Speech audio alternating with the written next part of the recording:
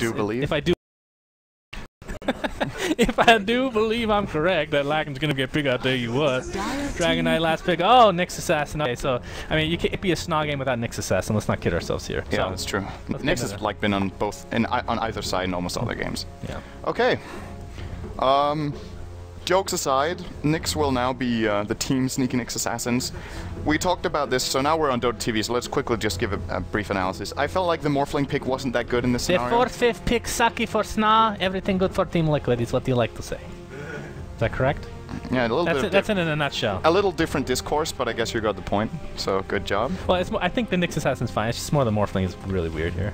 Yeah, so they picked Morphling into Shadow Demon Disruption, into the Puck Silence, into double single target stun with Arrow and Wraithfire Blast. Well, keep in mind... And their laning might not be that strong. I feel like this game just... Before the game I said, if Demon gets an active hero, I give 60-40 to Liquid. Which hero is he actually playing? Let's look at that. He will be playing the Shadow Demon, okay.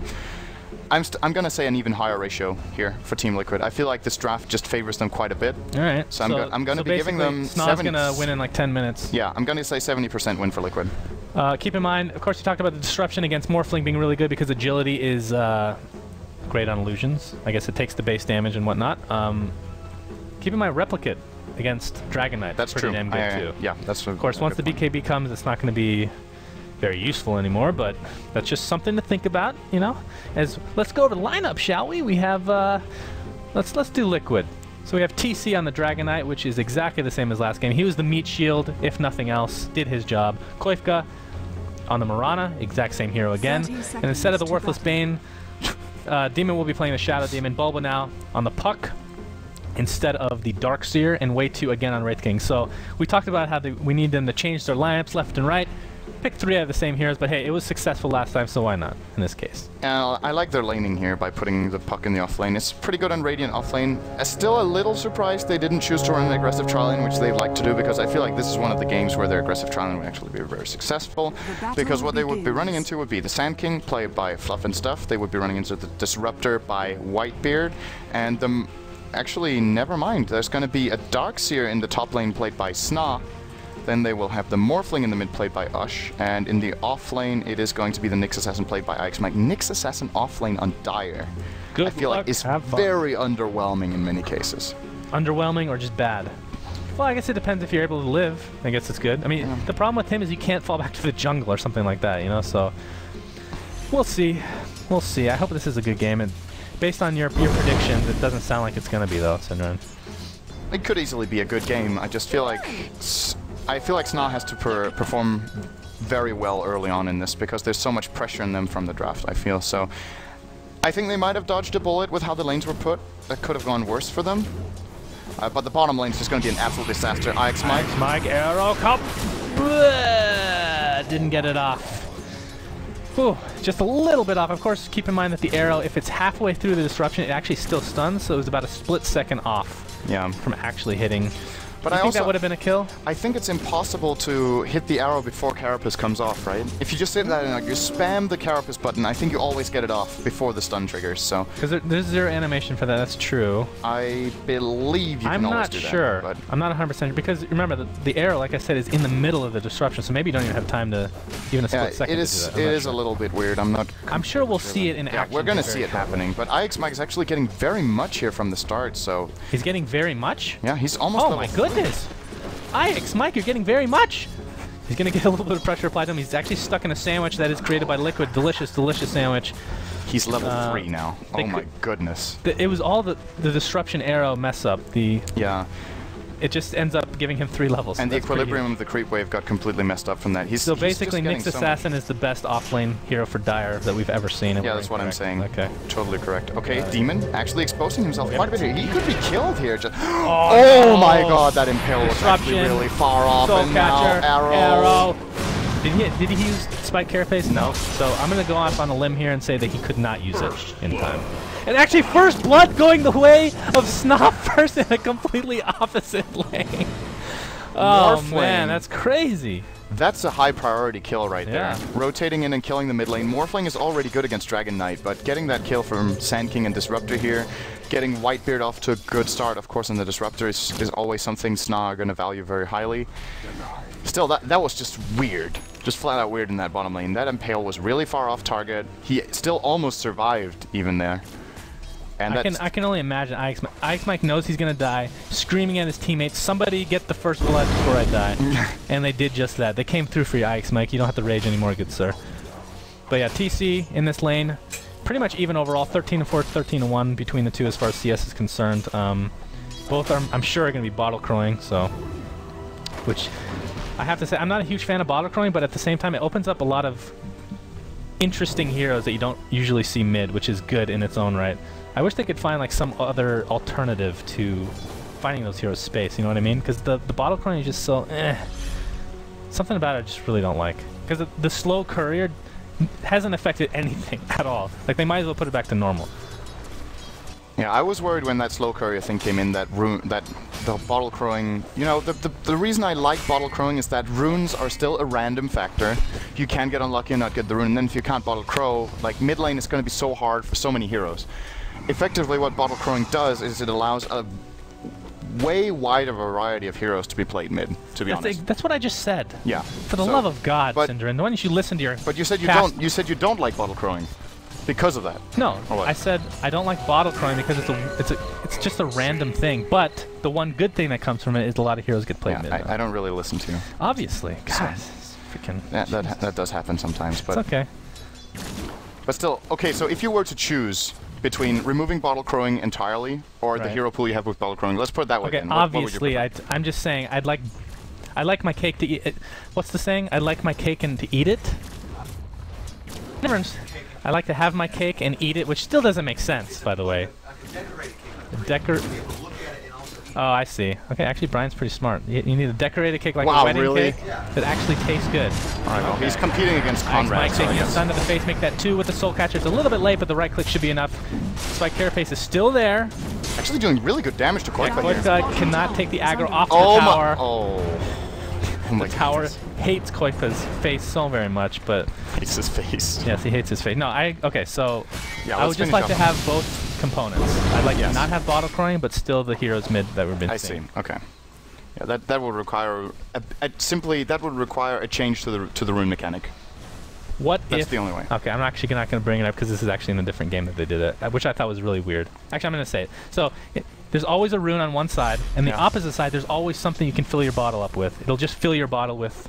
It'll just make your bottle full, essentially. Yeah. So there's always something. I don't like that. That's a huge change. It's a little hard to I'm not a big fan grasp how much that would actually affect the game. Right. Because there's no guarantee that the mid laner will be getting that one either. Right. And then it becomes like a really sick battle for the runes, which maybe is interesting and maybe is bad. Like, that's a big change. It's hard to... Well, I think another thing to keep in mind with all these heroes, like we're seeing them right now, Sand King able to go into the jungle, you don't really deny runes that often anymore as compared to how it used to be. So that's another thing to note of. Whitebeard level 3. Remember he was level 3 about 12 minutes into the last game and almost got his Aghanim Scepter towards the end. Of course, he still had a high impact on the game. Ooh, Boba. Expecting him to have a better game this time around. And this... Because apparently his glimpse goes through phase shift. Yeah, so... Great to hear. The Disruptor is actually going to be really good at fighting Bulba here. I'm surprised Bulba's level 6 already. Sure, he's in the Radiant offlane, but I think they could have put a little bit more pressure on him than they have. He even has 29 CS. Sure, Doxia has 40, but in comparison with the Nyx Assassin offlane, who's level 4, Bulba's almost level 7, Nyx has 9 CS. This has to be an absolute huge difference on the goal graph. He's going to Blink pretty soon. It's huge! It's 400 for huge! And they actually have a bonus kill. So where's all that gold going? Like, what other lane is winning so heavily that they can make up for it? Sand King has 25 CS. There it is. Okay. So all the jungling from Fluff. That's the trade-off they've made. They've put Fluff in the jungle. He's going to get a really fast Blink Dagger. He'll actually have it after this camp probably. So 7.5 or 8 minutes with level 7. Sick. So that's going to line up with the puck on the other team. So yeah. 2 blinks. So that's the trade-off. But I still feel like even if Fluff jungles like this, the Disruptor could have perhaps held the puck a little further away. Anyway, the bottom tier 1 tower will be falling as we've had the rotation down there from TC, and they're continuing the pressure. This is a really good decision from Liquid. I feel like they're realizing the weakness that Snot lineup has right now. They're just not strong enough yet, but with the Sand King Blink, if that comes up at a good time and they get a team fight from that, that can be absolutely huge. The crucial thing here for sneaking Nyx is with that Blink Dagger not to show it.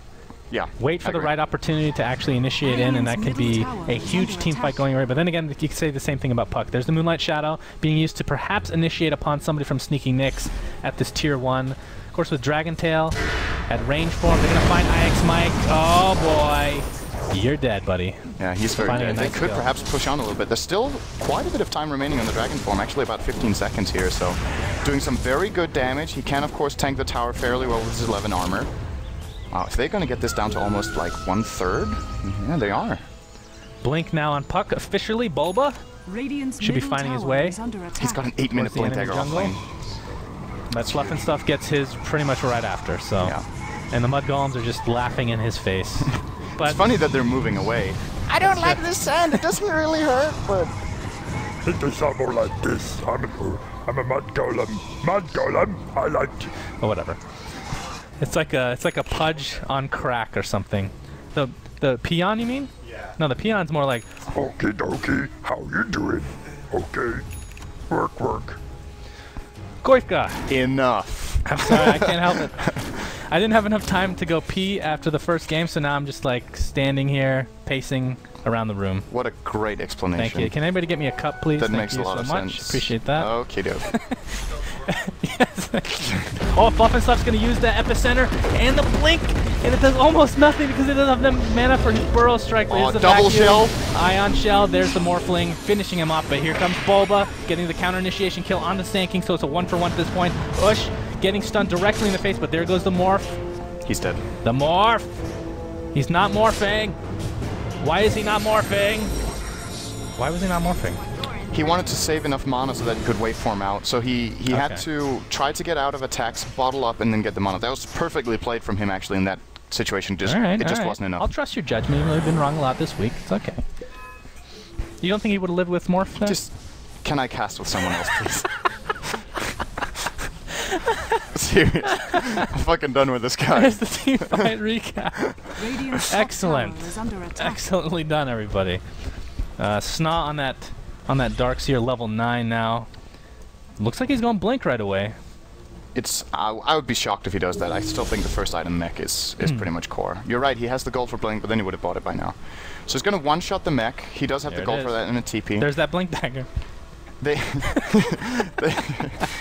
They need to team fight now, I feel like, Sneaky Nyx. Sure, the Morphling has the Midas and he is getting decent farm, but there's 3 heroes on the enemy team getting good farm. Overall, considering it's only a 2,000 gold lead, maybe they're okay, but just from a draft standpoint, this is going to be a hard game for Morphling where I feel like Sna need to be ahead rather than tied to be able to win team fights later on in the game. Right, I can see that, yeah. TC's going to continue to jungle, killing them Mud Golems for his team, and nobody likes them Mud Golems very much. He has a compendium, so that's good to see. We have 1 Midas on Liquid right now. That's on Koifka, and 1 on the Morphling, so it's not quite Midas game. What was Midas Gaming considered? Half? 3 on each team? 3, no, it's, yeah, okay, 3 on each team, so 6. Alright. When Crystal Maiden has it, it's Midas Gaming. That's true. If one, like, terrible support has the Midas, then it's Midas Gaming no matter what. So you were saying Whitebeard was getting good levels. He was level 3 at 6 minutes, which isn't really good. Well, no, compared to last game, though. Yeah, sure. He's now level 4 at 11, which is also pretty abysmal. Yeah. He needs to find the levels. The Static Storm is going to be absolutely crucial in this game. If he can catch Puck with it while he jumps in, maybe he gets the silence off and gets Static Storm so he doesn't get the coil. That would be a big play. Wasn't sure they're going to find anybody here. The Moonlight Shadow is going to be popped by Liquid. They could wrap around to the top left there, but I think Dragonite is the person that they want to go for here. This could actually work out for Sna. Oh, initiation. This is going to work out so well for Sna, I think. Oh my goodness! Morphling gets blown up, epicenter to follow though. This is awful for Sna. Arrow's going to hit before the mech. And yeah, this is just an absolute disaster overall. I mean, Morphling, your main carry just dies right off the bat is never a good thing. Nice impale from IX Mike. What a beautiful Waning Rift Blink. Getting the kill, that's 2 for nothing in favor of Liquid. This is one of those games that can just spiral out of control. So the reason I thought this was going to be good for Sna was that Morphling was actually in a position where maybe he could morph up enough strength to survive for like a few seconds, and then they could get a beautiful epicenter, as actually we're even going to see Sna, the player, getting killed off here, and now Whitebeard next in line. This is looking absolutely horrendous for Sna. Oh boy. Ush taking out the Wraith King, but of course he has 2 lives because he's a beast. Doesn't have the blink or anything. Does he get, oh my god, double stun onto Ike's Mike, and there's the burst damage finishing out from TC. A nice stun overall from Fluff and Stuff. Actually, Wraith King might fall. Good disruption saving him, at least for now. The Illusory Orb is not going to hit. It's going to continue the pressure though. And Ush is actually really, really low. You better be careful, buddy. Fluff and Stuff, Demonic Purge. Does he have a Burrow Strike? Does he have anything to get away? Was that another arrow? Yep. Do we have 2 arrows in one fight? Yep. So this is not good for Snod. This is spiraling completely out of control in Liquid's favor. Yeah, the way that fight started off, if Morphling survives for a little bit longer, they get a better epicenter off. I think Fluff felt like he was in a position where he had to cast it really early. He blinks in, the Burrow Strike wasn't really that good. Liquid were nicely spread out, so I think he only hit 1 person with the epicenter. Bulba got in and got a multiple person waning rift as well as every epicenter has, both epicenters I should say, haven't really done anything. Yeah. The Blink Dagger's been, if you look at the difference between the Blink Daggers of Bulba and who is it? Is it Fluff? Yeah. That's Blink? But I feel like more than anything, it's been the opportunities that they've had. Like Bulba's, the way Sna has positioned has made it pretty easy for Bulba, whereas the way Liquid has positioned has made it pretty hard for Fluff. Yeah, I want you to draw on the minimap for me, Cinderin. Okay, what am I going to draw? So, when they were coming through the jungle here, yes, no, that's the rune. Through the jungle towards the mid lane, remember? Okay, I'm drawing. And then the Moonlight Shadow for Liquid went into the forest and they wrapped around to mid. Actually converged at the exact same time, which obviously neither team was really aware of, but it ended up going in the favor of Liquid because they had the disruption. Thank you. I appreciate you. You're such a good drawer. That was really terrible, actually. Oh, Wave 2 is in trouble in the top lane. Wave 2 is tempting to TP out, and he will successfully oh my use god, the he actually made it. What level is it? It's level 3 Sandstorm. If it was level 4, perhaps. But of course, you're not going to get that with Burst Strike, so... The push will perhaps continue. Demon's dead. Still in some danger. I should say Demon's still in some danger. Oh my god, the Dream Coil to follow. They're going to blow up Darkseer right off the bat again. Bulba getting glimpsed. Not going to affect him too much, those Fluff and Stuff. Doesn't have any mana other than... I think I'm calling every single kill wrong, actually. Okay. I said Demon was definitely dead. He's the guy who survives that, but... I feel like Bulba is just playing a really, really good game. He comes in at the right time. He hits the right heroes with the rain. Oh my god, if this hits, oh my good lord! Are they gonna do anything? Overreacting over everything and it doesn't even wow. Wow. Oh boy, Ush. Okay, now it's gonna matter. He can't morph. He's silenced. Picking the Morphling after the puck, I believe it was, or is that before? Yeah, after. Liquid are running over Sna in this game. We talked about in the draft how this was looking worrying for them. I was not expecting Liquid to put on this type of performance. Yep. It's been a combination of Sna not really executing too well, but Liquid has also been playing really, really well. And it's like you say, this is going to give them confidence coming into the grand finals if they win this game, which right now looks like they will. They've got 7,500 gold, and experience is also really, really significant here. So another kill. Bulba is basically just choosing who he wants to kill at this point. He's just going there. If he picks up a Dagon right now, I wouldn't be surprised. He can just... It's truly important. I really feel bad for Sna here because, I mean, like I said, the Blink Daggers, they came at the exact same time, and you're seeing the difference between the two. Ush gets arrowed in as he TPs, poor guy. Fluff and Stuff's going to find Demon, who will finally fall. It's his first death, and this is something else I want to mention. Somebody like Shadow, that's a big-time playmaker. Yeah. As far as supports are concerned. So it's great to see him not on Bane, basically. I mean, Bane can be in some regard, I suppose. It's just so much more difficult to get good positioning, especially when you have low farm and experience. I feel like Demon has been doing a lot in this game on the Shadow Demon. Great disruptions, has used a couple of demonic purges that secured them some kills, and has been at the right place at the right time more than anything. And they might be able to kill Ush here if they do this perfectly. Silence. Dragon form in 2 seconds. And Waning Rift, Dream Coil. Oh, they stacked the stuns! Oh, Ush, he can just replicate out. Oh god, they stacked the stuns. Oh god, they stacked the stuns. Wave 2. Getting caught out a bit. Fluff and Stuff finally gets up a good epicenter. It's going to kill Demon. Wraith King will come back with his ultimate. Do they have enough damage to finish him off? Actually, he's going to have some friends. Good glimpse. Glimpse going to take, was that Dragonite out of the fight completely? But here comes Bulba again, the assassinator of all assassinators. Whitebeard. This is getting close to GG. Very close to GG. I feel like it is just so worrying when you give away an offlane puck and let him get at minute 8 he is level 7 and has a Blink Dagger. That's kind of what you want to get from mid lane Puck, who does well in his lane. Yeah. And at the same time they do that, they have a Dragon Knight mid who gets decent farm, and they have a Mirana who's also getting decent farm. So I feel like Sneaky Nyx Assassins just let Liquid do exactly what they wanted.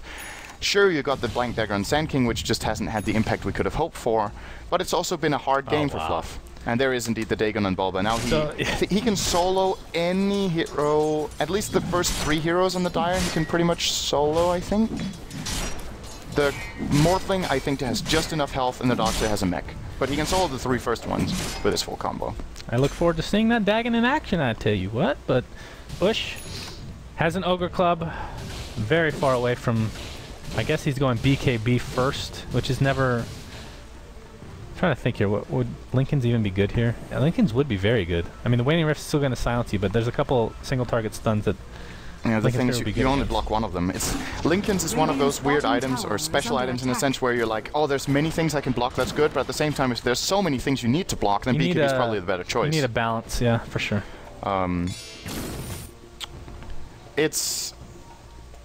I'm actually surprised Sna aren't further behind than they are. It's 12 kills deficit. Oh, okay. Bulba, was that a Dagon usage by any chance? Bulba found a hero. Find hero, kill hero. And he didn't even use his Dream Coil, so he's actually up and running again in 20 seconds for another kill. It's just, being Bulba right now is just too easy, honestly. It's, well, some people might, okay, so just to reiterate something, some people might think the Dagon is actually a troll thing, but it is really, really good. It's so good. I mean, it could be a troll thing in certain games, but in this game in particular, when you're snowballing, it just helps you snowball even more. I don't think Liquid are going to do a single thing in this game that isn't their best right now. They want to make sure they get through it cleanly. They want to make sure they come into the next game with a lot of confidence. We're going to see, this is going to be the one fight that's absolutely huge here. Sand King is in a decent position. Thanks, Mike. Pops the spike character. Beautiful Burrow Strike! Oh my goodness! Actually, Liquid are falling, but there's the BKB from TC. He's forced to TP out with it enabled. Glimpse on Shadow Demon. He's going to find himself stuck in the kinetic field, but not a whole lot of damage from Whitebeard. Apparently, Darkseer gets the kill on Mirana in the back end. So a triple kill for the Darkseer. And Demon will be the 4th and final casualty. Never, ever count out a team on the defensive with Vacuum Sand King stun. They vacuumed, they got a 3-man Burrow Strike, he got the Epi off. I think the Static Storm in that fight wasn't actually even that good, and they still won it 4-0. Liquid, overconfident there. They lose 4 heroes, they lose a tower. Sna suddenly completely back in this game. That was ridiculous. Ridiculous. I do agree. They're going to take out that tier 1 bot. In the meantime, Dragon Knight's just going to apply pressure to the opposing top lane, but... And now Morphling will have a BKB next fight too. And that's true. I thought this game was looking like it was almost over. It was about... But then again, I've been wrong about absolutely everything in this game, so... Well, I feel, no, it was like one bad team fight away from Liquid just taking it. Yeah. I think. So like if that went the opposite way, it might have just been GG. Making it count when it counts. Never gonna say that again, I promise. Yeah, well, I was trying to decipher exactly what that's supposed to mean. Either way, IX Mike's gonna find himself in meta form. Looking at the cake and Burrow Strike. Oh, nice Waning Rift there. Oh, the coil on 3. This is going to go horribly for Sneaky Nyx Assassins, although Bulba's taking a lot of damage. I think they'll take the kill. Juan keeping him alive and 2 dead for Sna. Where did the third one go? Was that... It's like they're taking... TP'd away, I guess? Yeah, they're taking turns at dying in tier 2s right now, honestly. There's a little overconfidence for Sna this time, for sure. But I really like seeing them playing with this confidence, considering they're behind. They're like, they just got a lot of momentum in there. They feel like they can still do this. You see that from that play that they're going so aggressively, but that was one step too far. Yeah. Well, net worth, Morphling's on top. So there's no true, I don't know if I can call it true synergy. There's not the greatest synergy overall with Morphling in this game, but he's still a ridiculously hard carry if you get the farm. So the BKB will help him survive in these fights. Top tower apparently denied by Dragon Knight in melee form, mind you. Morphling is the hardest carry in this game. That's a pretty important point, because Liquid could be getting a little bit cautious now and try to play it for the later stages of the game because they got team wiped like that. If Ush gets enough space, I mean, looking at the net worth, he's actually top of the charts on a team that's behind 8 to 19. Right. So he is definitely up where he needs to be right now, and when he starts getting his next items, he's playing against a Dragon Knight who he can turn on himself with a Replicate. He's playing up against Mirana, who has longer range than him, so that's an advantage for Koikva, but Mirana is also a fragile hero, and when you start building that shadow gun, I like that, shotgun build, then... That's what I was going to mention. The shotgun... Okay, he's going Yasha right now, so going for a little safer build, but... It's going to make him farm faster. The Ethereal Blade onto Puck especially is big this game because he went Dagon. He's not going to have any stats unless he starts farming up something else, but typically speaking, you're going to see like a sheep or something on Puck, so he's not going to have a lot of HP overall this game. So shotgun could be pretty big as Snod's going to be found here. And they have so much burst damage. It's... Okay. It's quite disgusting. Morphling. Tempting to find some kind of a weird waveform. That was... I guess you should be happy he didn't have to. I'm surprised he's not replicating the Wraith King. I mean, that Vampiric Aura is just so good. Imagine having it for both teams. Cancels each other out. Stun. Oh, IX Mike again. The burst damage coming into play. Very low. The Dagon will finish him off. But here comes Fluff and Stuff. Nice epicenter on one person. Yeah, very, very nice. Nice epicenter, bro. But Fluff and Stuff's going to find himself with an air on the backside. And Ush gets stuck in between the illusions. Oh my god, it's another disaster. He can't buy back. Can't buy back for 50 seconds. Is this enough for Liquid to take this high ground? I mean, Dragon Form is still there. Definitely is. They didn't lose anything. Okay, never mind. Messenger, you were the best co-caster. Ah, they got it. They got it. Okay. I told you. You're that wasn't even Right. close. It's because I mocked you. Is the only reason they came back in that. So it's going to be a complete team wipe going the way of Liquid. And this should be a free tier 3 and I would assume Rax. Again, it just seems like Sna... Never mind. That's like your new catchphrase. At the bottom tier 2 they did it amazingly, but they were all 5 alive and had a good position there. This time it was the same. I wouldn't say it was the same in game 1, but they just have some times where the decision making just isn't good enough. Yeah. Like that initiation from Fluff and Stuff, you said nice epicenter.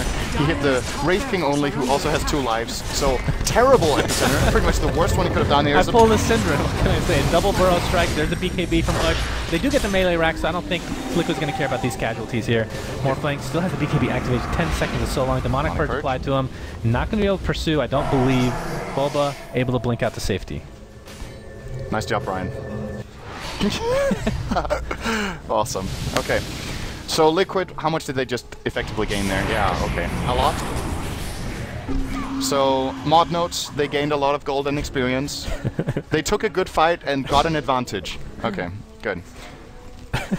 Puck has 4k gold, so he can buy triple upgrade to Dagon. Oh, look at what he did. Wow, you are just calling things left and right here. Man, I'm on point today in this game.